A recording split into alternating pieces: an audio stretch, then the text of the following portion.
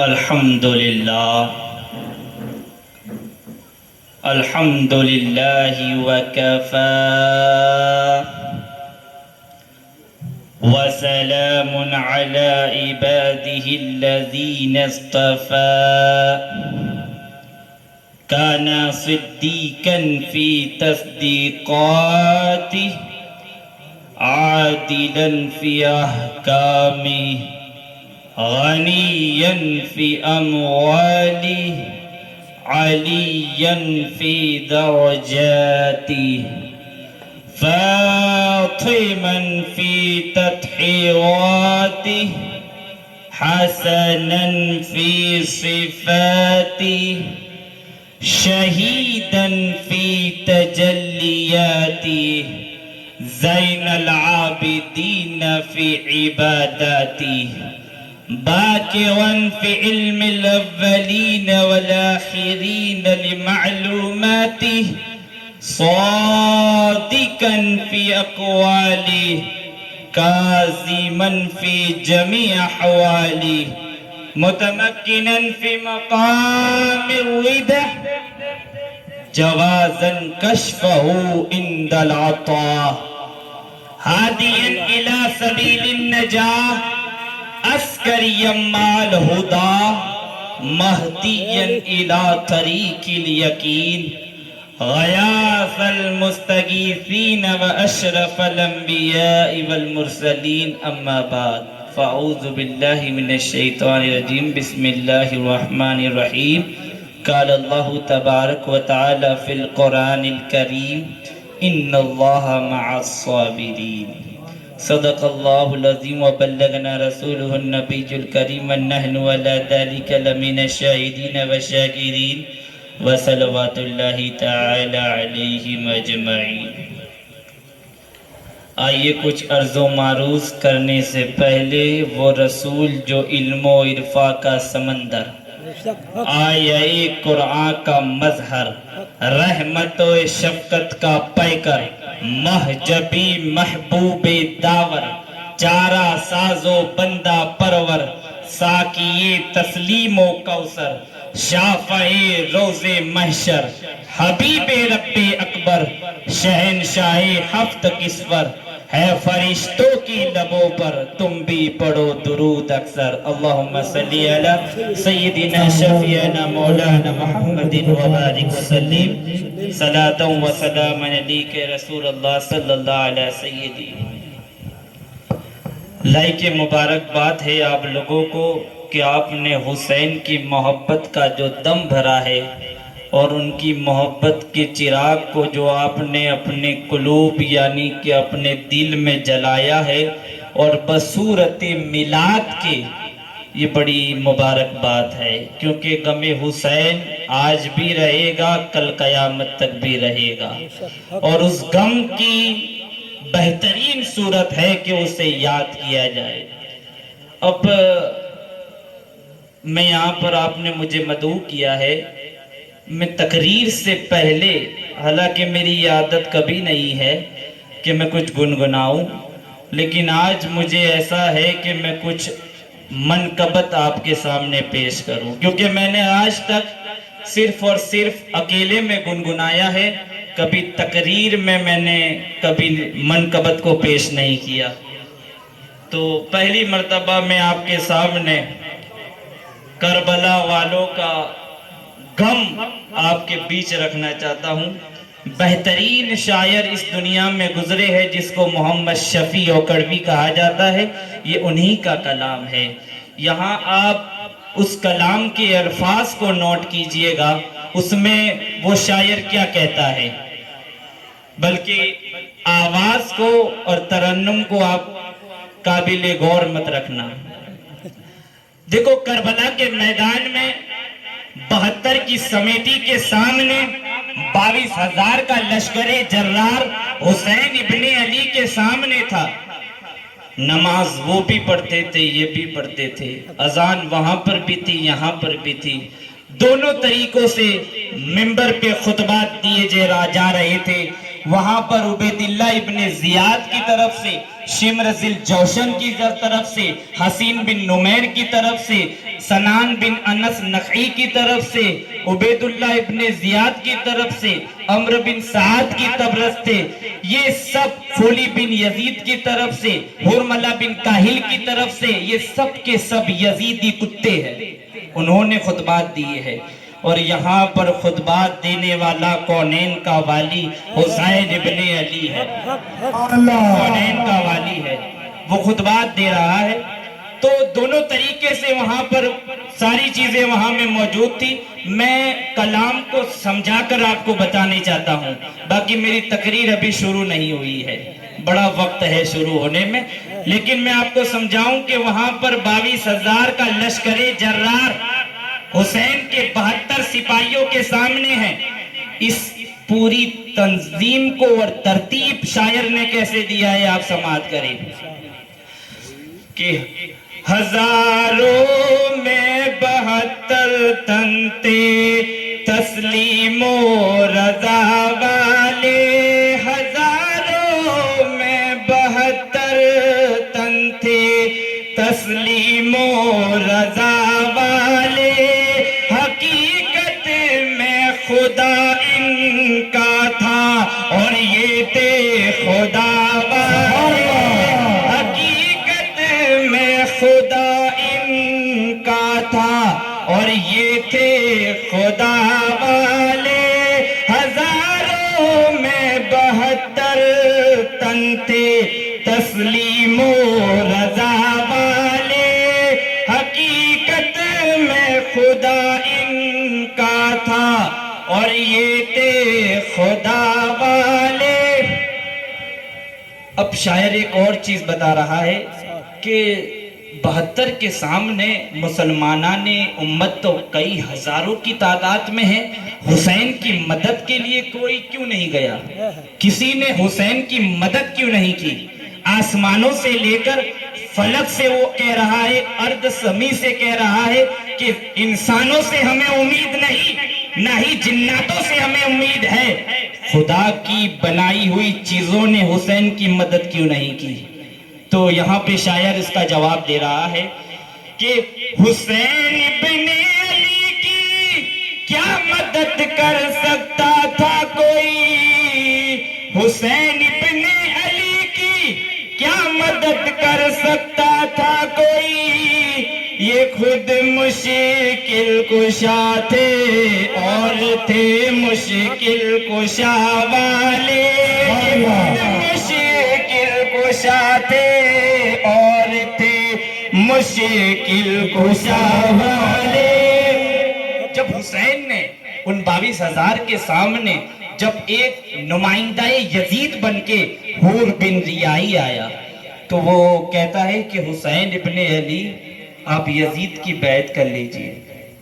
حسین نے کہا کہ اس کے علاوہ کی نیوز لے کے آؤ، کیونکہ میرا ہاتھ پاک ہے اور میں ناپاک کے ہاتھ میں ہاتھ نہیں دیتا، میں پاک گھرانے سے تعلق رکھتا ہوں، نوری خاندان میرا ہے، میں یزید پلید کے ہاتھ میں بیعت نہیں کر سکتا، اس کے علاوہ کے کوئی سماچار ہو تو دو، باقی بیعت کی نیوز مجھے نہیں چاہیے۔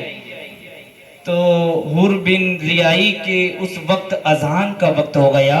حسین کہتے ہیں کہ حور سماچار بعد میں دینا، جو فرمان یزید کی طرف سے لے کے آئے ہو وہ بعد میں دینا، لیکن اذان ہو رہی ہے، نماز یہاں بھی ہے وہاں بھی ہے، نماز کہاں پڑھو گے یہ بتاؤ؟ کہ واپس اپنے گھروں میں جاؤ گے کہ نماز یہاں ادا ہوگی؟ حور بن ریائی کہتے ہیں کہ میں اگرچہ نمائندہ یزید بن کے آیا ہوں، لیکن سرکار میں اس پلید کے پیچھے نماز کیسے پڑھوں؟ کیونکہ جب معراج کے وقت آپ کے نانا کے پیچھے 1,24,000 پیغمبر نے نماز پڑھی ہے، میں اس حسین ابن علی کے پیچھے نماز کیوں نہ پڑھوں؟ میں اس پلید کے پیچھے نماز کیوں پڑھوں؟ اس چیز کو شاعر کیا کہتا ہے کہ یہ نعرہ حور کا تھا جس وقت فوج شام سے نکلا، یہ نعرہ حور کا تھا جس وقت فوج شام سے نکلا، کہ دیکھو یوں نکلتے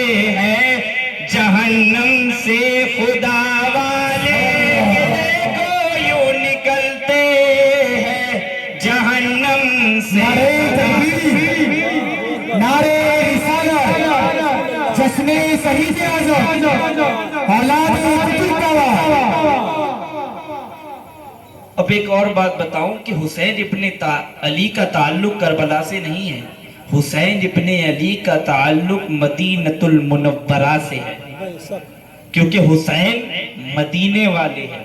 हुसैन की पैदाइश, हुसैन का बचपन और हुसैन का 55 मदीने में गुजरा है।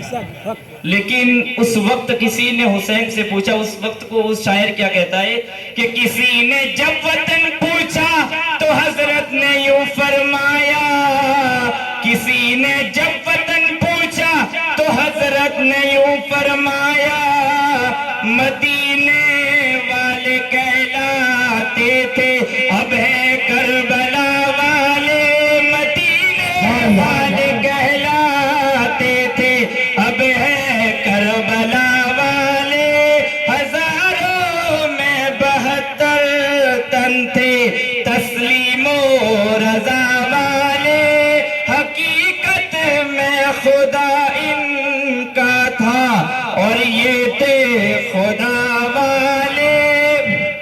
आपको एक और बात बताऊं कि जो पंजतन है एक ऐसी नुफूस कुदसिया है कि ज़माने में किसी को औलाद चाहिए या अपनी तकलीफ का मदावा चाहिए, अपने गम का मदावा चाहिए, तो दुनिया कायनात पंजतन से मिलती है, वो पंजतन के दर पर जाती है, क्योंकि शिफा की भीख पानी हो दरे पंजतन है, औलाद की भीख चाहिए दरे पंजतन है, तुम्हारी फरावानी की भीख चाहिए दरे पंजतन है, फरहतो शादमानी का दरवाजा खोलना हो तो उस बाप की कुशादगी के लिए दरे पंजतन है। आज भी आप दूर दराज तो नहीं गए, पंजतन के दर पर, वहां दहलीज पर, वजूदी कैफियत पर तो आप लोग नहीं गए होंगे, लेकिन आपने अक्सर आस्तानाए कुतुब रब्बानी और दरियाई दुल्हा के आस्ताने पर अक्सर देखा होगा कि आसिफ ज़दा से लेकर फिजिकली या स्पिरिचुअली प्रॉब्लम में मुब्तला जितने भी ये बंदे हैं, उस दरवाजे पर, उस दहलीज पर जाके दारुश शिफा जो कारण था और दरियाई दुल्हा की दहलीज पर है, उन्हें वहां से शिफा याबी मिलती है, शिफा याबी मिलती है। और इसकी वजह यही है कि उनका सीधा ताल्लुक पंजतन से है, सीधा ताल्लुक। यही आखिरी शेर कह रहा है कि दवाए दर्द इसिया पंजतन के दर से मिलती है, दवाए दर्द इसिया पंजतन के दर से मिलती है, जमाने में यही मशहूर है दारुशिफा वाले, जमाने में यही मशहूर है दारुशिफा वाले। अल्लाह तबारक व तआला इस कलाम को मौला हुसैन की बारगाह में मकबूलियत अता फरमाए। तारीख दे रही है ये आवाज दम, दस्ते सिबात व अज़्म है दस्ते बला व गम, सब्रे मसीह व जुर्रते सुगरात की कसम, इस राह में है सिर्फ एक इंसान का कदम, जिसकी रगों में आतिशे बदरो हुनैन है, उस सूरमा का इसमें गिरामी हुसैन है, उस सूरमा का इसमें गिरामी हुसैन है। इज्जत पे जिसने सर को फिदा करके दम लिया, इज्जत पे जिसने सर को फिदा करके दम लिया, सिद्क़ को मुनाफिकत को जुदा करके दम लिया, सिद्क़ को मुनाफिकत को जुदा करके दम लिया, हक को अबद का ताज अता के दम लिया, जिसने यजीदियत को फना करके दम लिया, जिसने यजीदियत को फना करके दम लिया, फितनों को जिस पे नाज था वो गुल बुझा दिया, जिसने चिरागे दौलते बातिल बुझा दिया, वो के सोजे गम सांचे में खुशी के डालकर, मुस्कुराया मौत की आंखों में आंखें डालकर, मुस्कुराया मौत की आंखों में आंखें डालकर, तू वो इमाम के इमामत की आबरू तुझसे, हुसैन तुझको इमामत सलाम कहती है, हुसैन तुझको इमामत सलाम कहती है। और कत्ले हुसैन असल में मर्गे यजीद है, اسلام زندہ ہو چکا بس کربلا کے بعد. کیونکہ ہر کربلا کے بعد یہ کہنا میں درست نہیں سمجھتا, کیونکہ کربلا کے بعد دوسری کربلا یہ امپوسیبل ہے. Karbala is first position, second position is not possible. کیونکہ یہ کربلا ایک ہی بار ہو سکتی ہے. اس کی وجہ یہ ہے کہ ہر نبی کے پاس نواسہ حسین جیسا نہیں ہوتا, نواسہ حسین جیسا نہیں ہوتا. میں آپ کے بارگاہ میں جو میں نے آیت مبارکہ تلاوت کی ہے, اب تقریر کو میں شروع کر رہا ہوں. ان اللہ مع الصابرین, بے شک صبر کرنے والوں کے ساتھ اللہ, صبر کرنے والوں کے ساتھ اللہ ہے. تو یہ صبر کوئی وجود کا نام نہیں ہے, صبر کوئی انسان نہیں ہے, ایک کیفیت ہے. صبر ہے. ہلو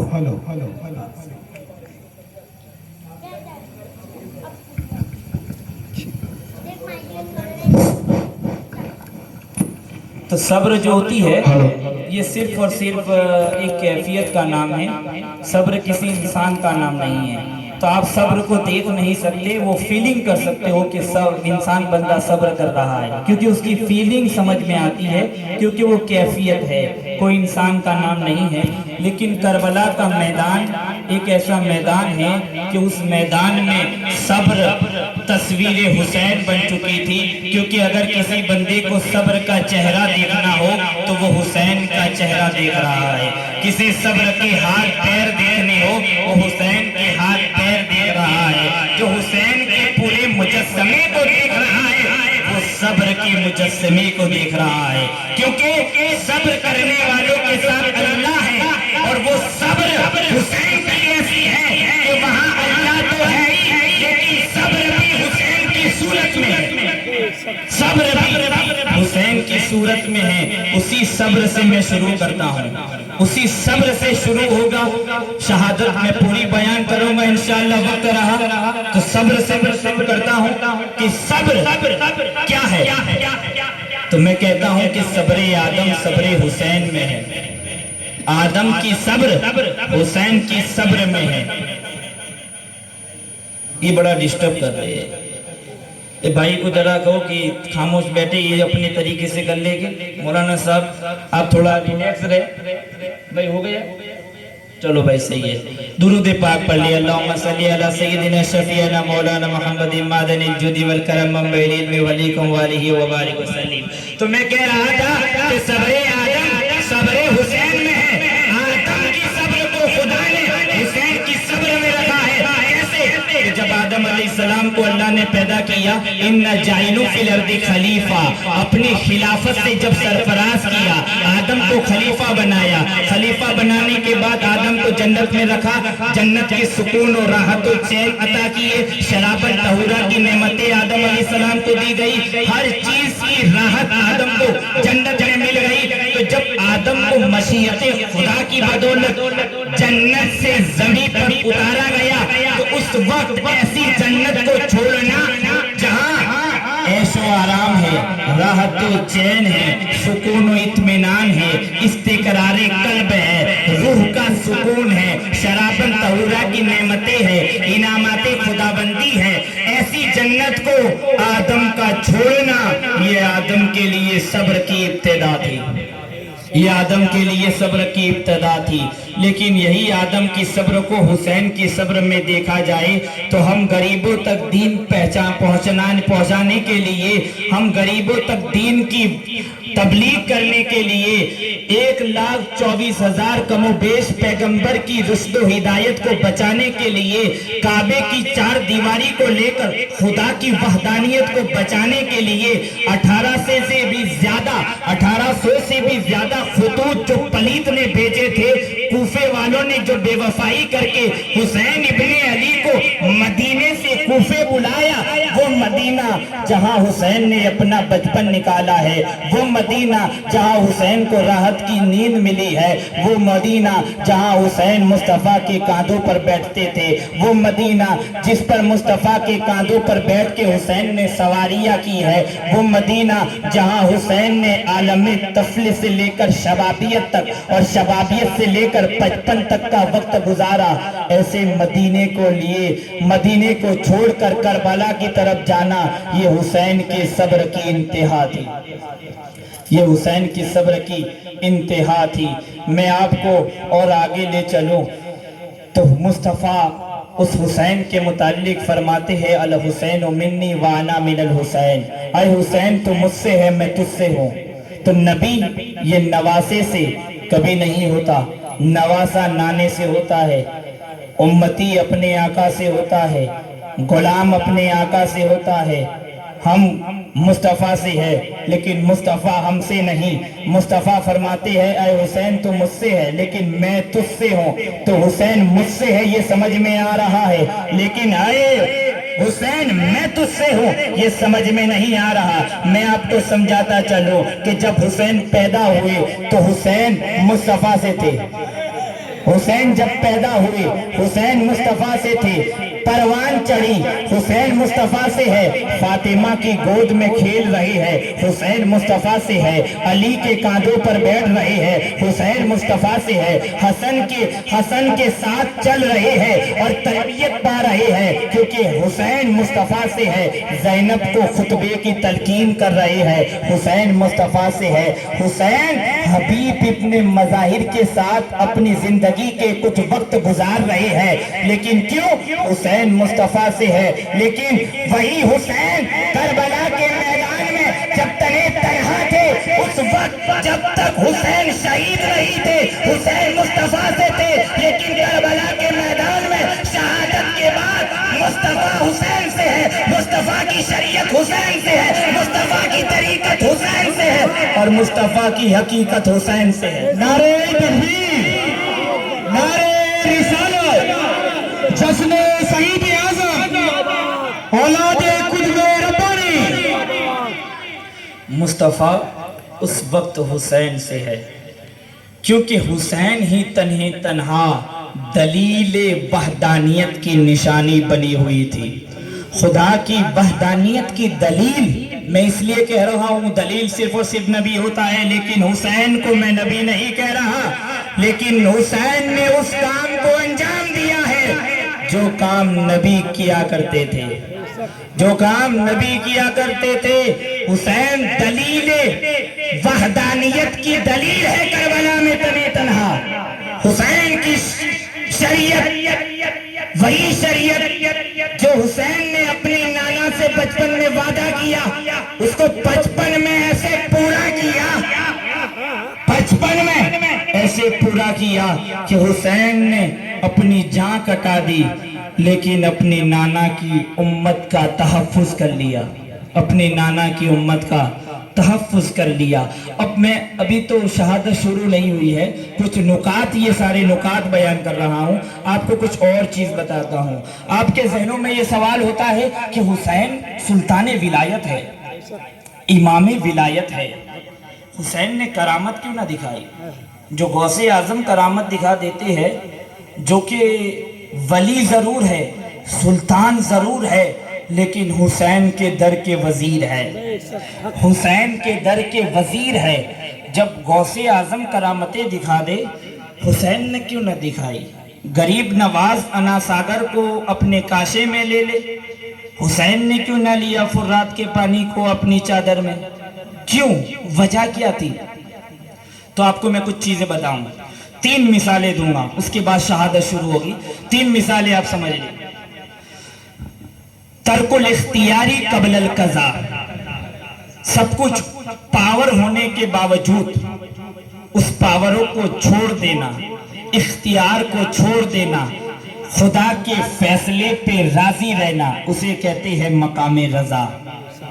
اب حسین خدا کی رضا کے مقام پر صرف پہنچنا نہیں چاہتے تھے، خدا کے مقام رضا کے تخت پر بیٹھنا چاہتے تھے۔ حسین مقام رضا کے تخت پر بیٹھنا چاہتے تھے تو حسین نے کرامتیں نہ دکھائی. کیوں؟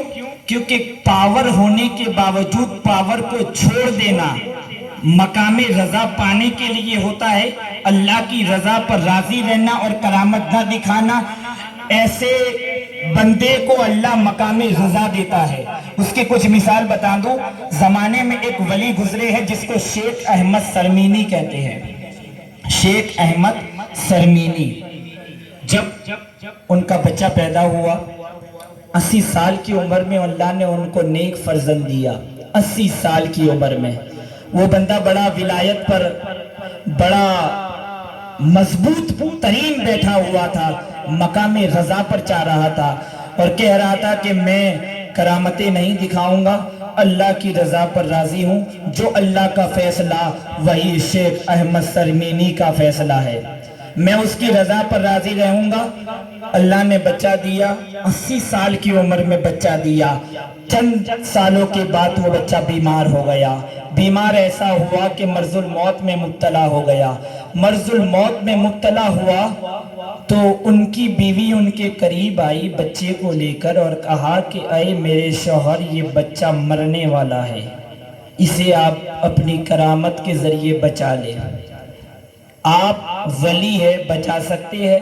کیونکہ میں کئی سالوں سے طبیب کے دروازے پر گئی، حکیموں کے دروازے پر میں نے دستک دی، لیکن یہ بچہ ٹھیک نہیں ہو رہا. اور آپ کو اللہ نے اتنا بڑا مقام دیا ہے، اب آپ اپنی کرامت دکھا دے اور بچے کو بچا لے. کیونکہ 80 سال کی عمر میں بچے پیدا کرنے پر قادر نہیں ہوں. اللہ نے ایک بچہ دیا، بڑی ہی مرادوں پر یہ بچہ آیا ہے. آپ اس بچے کو ٹھیک کر دیجئے، اپنی کرامت کو استعمال کرے. اللہ نے جو پاور دی ہے اس پاور کو آپ استعمال نہیں کر سکتے. آپ کیسے ولی ہے؟ اپنے بچے کے لیے آپ اس پاور کو یوز نہیں کر سکتے.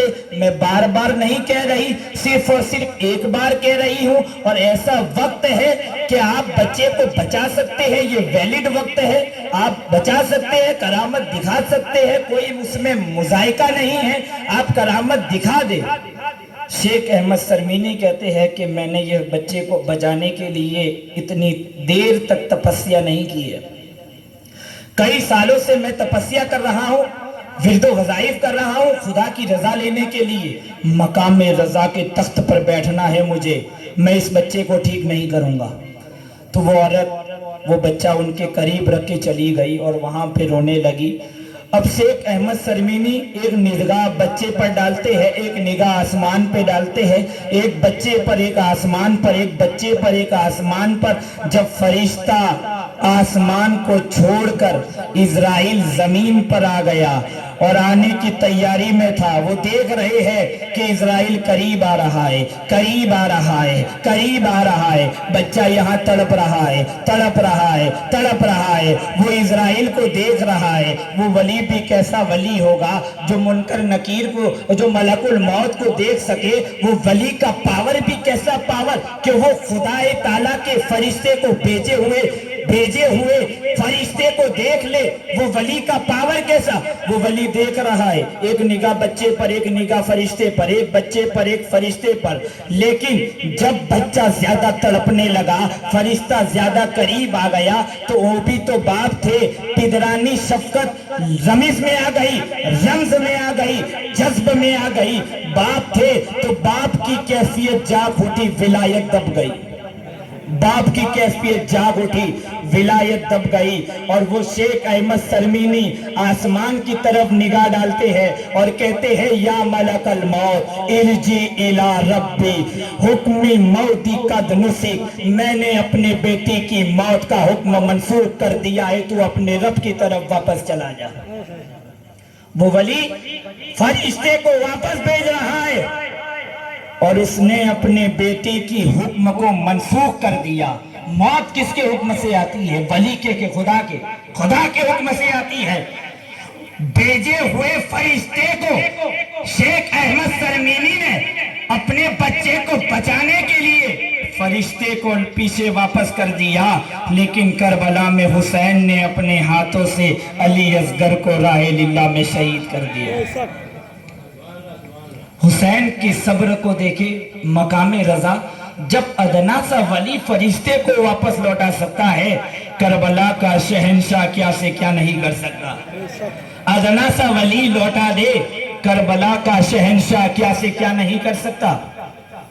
اب ایک اور بات بتاؤں، گوالیئر شریف میں ایک بزرگ گزرے ہیں جس کو محمد غوث علی گوالیئر کہا جاتا ہے۔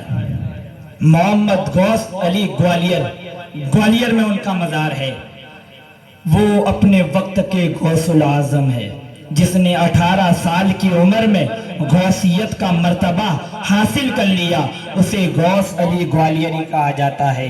وہ بندہ جب اپنے گھر والوں کے ساتھ ایک سفر کر رہا تھا تو سفر کرتے کرتے 500 ڈاکوؤں کا جرمٹ ان کو گھیر لیتا ہے، حصار کر لیتا ہے، اور غوث علی گوالیئر سے وہ ڈاکو کہتا ہے کہ جتنا بھی سامان تمہارے پاس ہے ہمیں دے دو، ورنہ ہم تمہیں لوٹ لیں گے، تمہاری جان کو پامال کر دیں گے۔ غوث علی گوالیئر کہتے ہیں کہ ہم جو تم چاہتے ہو، میں ساری چیزیں میرے لشکر، میرے جرمٹ سے، میرے ساتھی سے، میرے رہزن سے ساری چیزیں تمہیں عطا کرتا ہوں۔ تمہیں کسی کو بھی تم خروش بھی مت کرنا، کسی کو ظلم مت کرنا، کسی کو مارنا مت، جو تم چاہتے ہو ہم تمہیں عطا کرتے ہیں، تم کسی کو مت مارنا۔ تو ڈاکو کہتا ہے جو کام ہمارا ہے اگر بآسانی ہمیں مل جائے تو ہم کسی کو نہیں ماریں گے، ہم کو ساری چیزیں آپ دے دو۔ غوث علی گوالیئر جو کہ اتنا بڑا ولی ہے، کرامت نہیں دکھا رہا کیونکہ مقام رضا پر چل رہا ہے، اور سارے لوگوں کے پاس جاتا ہے جو بھی ہے مجھے دے دو، کسی کے پاس سے پیسے لیتا ہے، سونے لیتے ہیں، ہر ساری چیز انہوں نے لے لی اور اس ڈاکو کو دے دی۔ لیکن ایک چیز وہ بھول گئے، کیونکہ ان کے نواسی کے کان میں ایک سونے کی بٹی تھی، وہ بھول گئے کیونکہ وہ بڑی باریک تھی، انہوں نے دیکھی نہیں، باریک تھی انہوں نے دیکھی نہیں۔ تو وہ ایک ڈاکو نے وہ بٹی پر اس کی نظر گئی اور اس نے اس چھوٹی بچی کی بٹی کو پکڑ کے کھینچ ڈالا، خون کا فوارہ نکلا اور سارے خون سے اس کے کپڑے خون آلود ہو گئے۔ غوث علی گوالیئر کی صبر ختم ہو گئی۔ انہوں نے جب دیکھا کہ نواسی پر ظلم ہو رہا ہے، خون آلود میری نواسی ہے، اب تو مجھے کرامت دکھانی ہوگی۔ انہوں نے آسمان سے مریخ کو کہا کہ زمین پر آ جا اور ان 500 ڈاکوؤں کی سر کو آسمان پر معلق یعنی لٹکا دے۔ آسمان سے مریخ آیا، 500 ڈاکوؤں کی جتنے بھی سر تھے ان کو معلق کر دیا، کاٹ دیا۔ آسمان سے آواز آئی، حاتب غیب سے فرشتہ ندا دیتا ہے، ایکم احسن عملا، تم میں سے کون نیکی کرتا ہے کون برائی کرتا ہے، اس کا فیصلہ خدا کرتا ہے۔ اے غوث تو نے اس میرے بندے کو کیوں مارا؟ اے غوث تو نے کیوں مارا میرے بندوں کو؟ غوث کہتا ہے کہ میں تو بآسانی انہیں ساری چیزیں دے رہا تھا، لیکن انہوں نے ظلم کیا، میرے نواسی پر مجھے دیکھا نہ گیا۔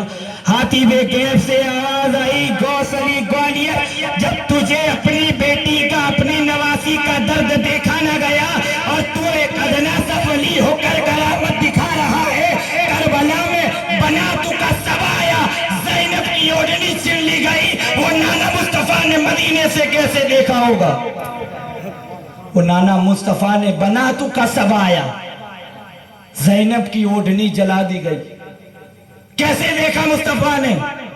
اے غوث تو مقام رضا سے گر گیا، مقام رضا سے گر گیا۔ اب ایک تیسری مثال ہے لیکن وقت زیادہ ہو رہا ہے، میں شہادت کو شروع کروں تو یہ کربلا کا میدان جو جاری ہوا، حضرت امام حسین کے سامنے جو پلید کھڑا ہوا، جس کو آپ بچے سے جانتے ہیں، میں اس کے نام کو کیا نام لوں، پلید سے جس کا نام شروع ہے اسے یزید کہا جاتا ہے، وہ پلید ہے، امام حسین کے اگینسٹ گیا۔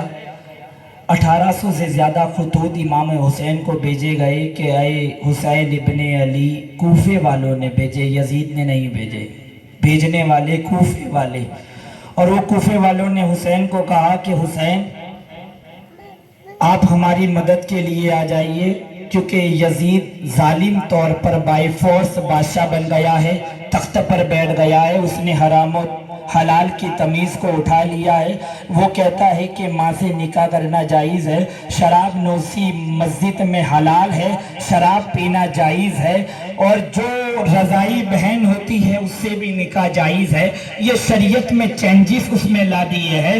اگر اس ایسے وقت پر آئے حسین آپ ہماری مدد کے لیے نہیں آئے تو کربلا کے میدان میں اگر آپ نے ہماری آواز کو نہیں سنا تو ہم حشر کے دن آپ کے نانا کو یہ شکایت کریں گے کہ نبی کا نواسہ حسین موجود تھا اور یزید اپنی بلیدی طاقتوں سے، اپنی پلیدی اور شرارتوں کی بنیاد پر ہم پر ظلم کرتا رہا، اور تو حسین ابن علی ہمیں بچانے کے لیے نہیں آئے، یہ شکوہ ہم آپ کے نانا سے کریں گے۔ ایسے خطوط پلیدی طرف سے کوفہ والوں نے بھیجے، کوفے والوں نے یہ سارے پیغام بھیجے، اور کوفے والے کہ یہ پیغام خطوط جو امام حسین کی طرف آئے، امام حسین نے عبداللہ بن زبیر، عبداللہ بن عباس اور اکابر جو صحابی اس وقت تھے، امام حسین نے ان سے کہا کہ میں جا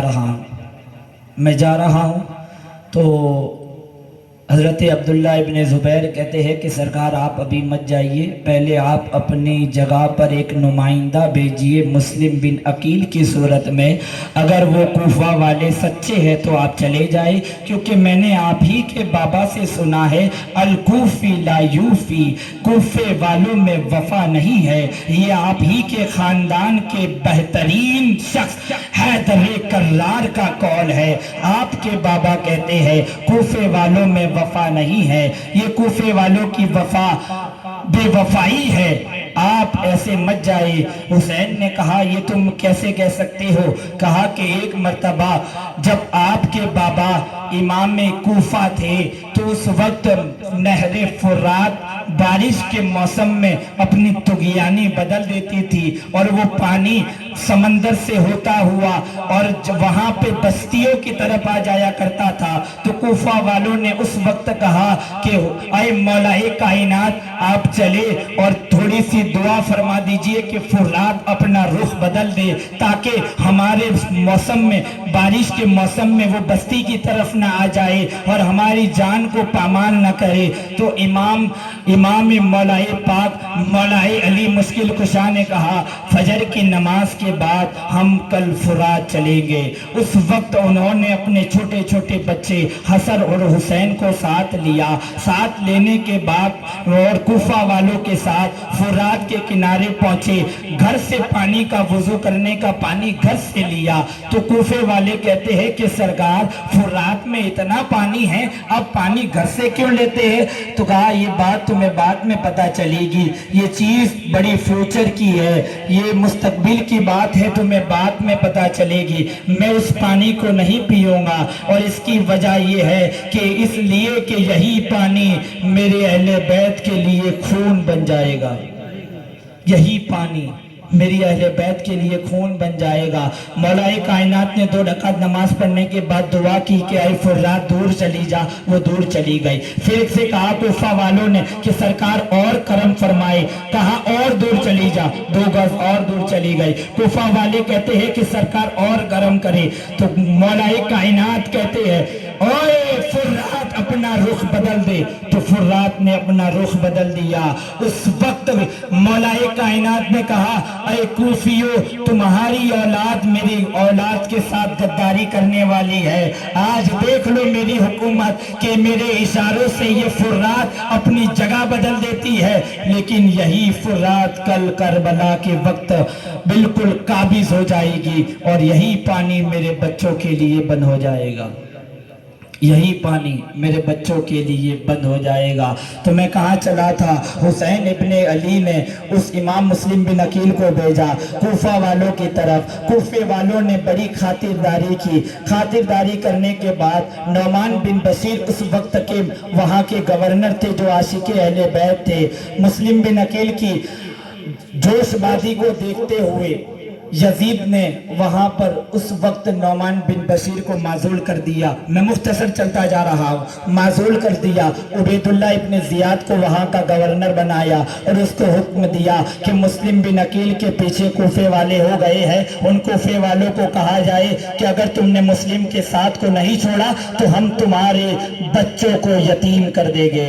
عبید اللہ ابن زیاد اپنی یزیدی فوج کے ساتھ سارے کوفہ والوں کے گھروں میں گھوم گیا رات کے سناٹے میں اور کہنے لگا کہ اے کوفیو, کل مسلم بن عقیل کا دامن چھوڑ دینا ورنہ تمہارے سروں پر تاج نہیں رہے گے اور تمہاری عورتوں کے سہاگ ہم چھین لیں گے, تمہارے بچوں کو یتیم کر دیا جائے گا.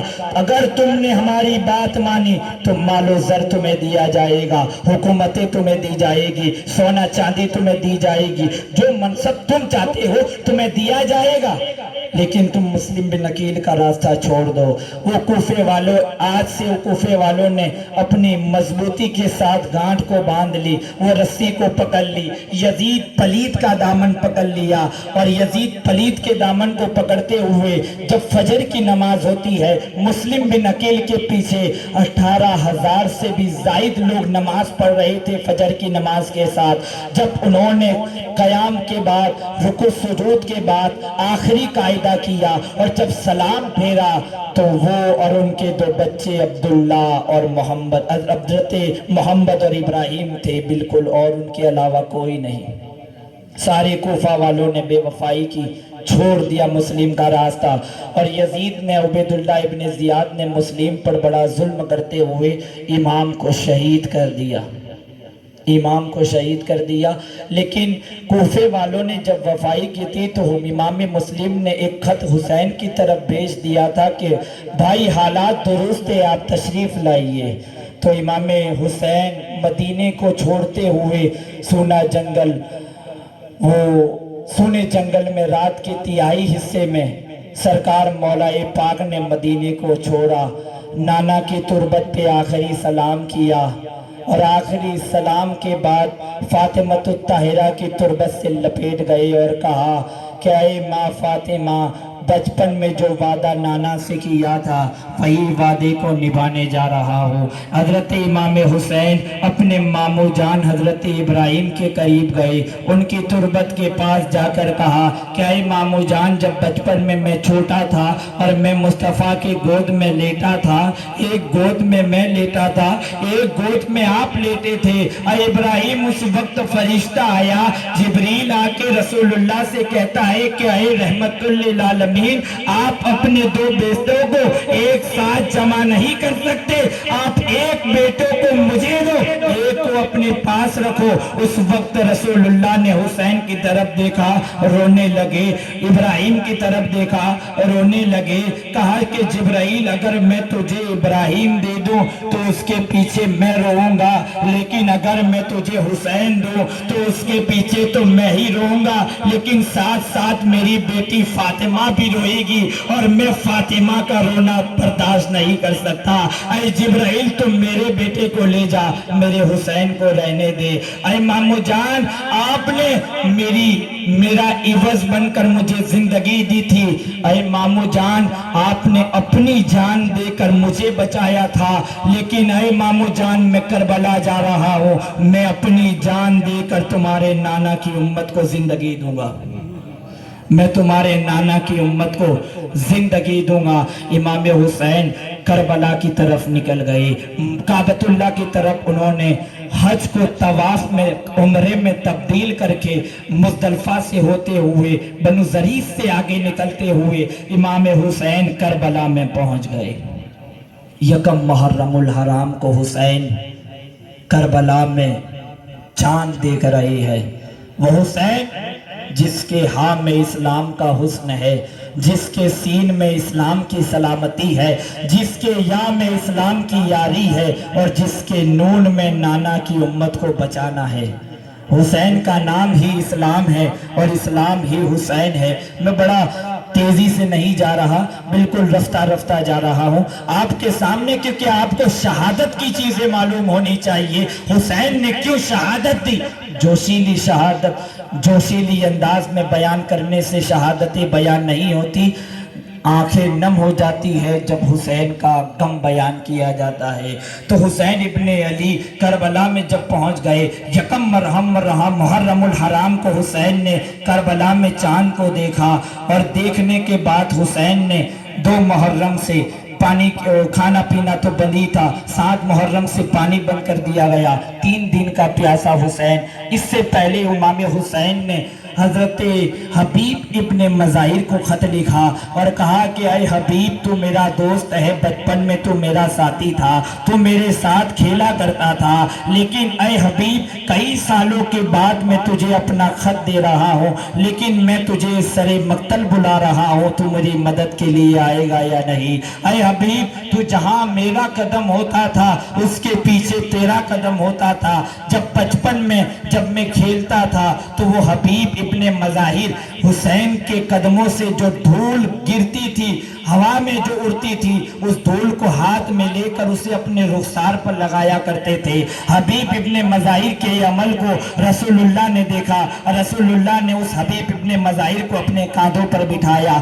صدیق بول پڑے، اے رسول اللہ، اتنے بچوں میں ایک بچے کو آپ کے کاندھوں پر بٹھا کر اس کے رخسار کو بوسہ دینا، اس کو چومنا، یہ کیا منظر ہے، اس کی کیا وجہ ہے؟ تو نانا مصطفیٰ فرماتے ہیں کہ اے صدیق، یہ درس لے لو، کیونکہ اس بچے کو اس لیے میں چوم رہا ہوں کہ یہ میرے نانا، میرے نواسے حسین سے قدموں سے ٹچ ہونے والی مٹی کو چومتا ہے، میرے نواسے کی قدموں سے ٹچ ہونے والی مٹی کو یہ چومتا ہے، اس لیے میں اسے چومتا ہوں۔